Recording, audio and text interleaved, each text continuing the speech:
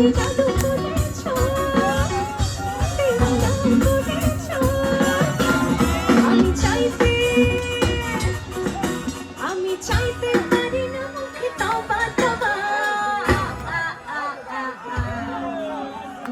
খালি চাইতেছি, আপনারা তো কেউ আমারে চাইতেছেন না মনে হচ্ছে। তাহলে জোরে গাইতে হবে।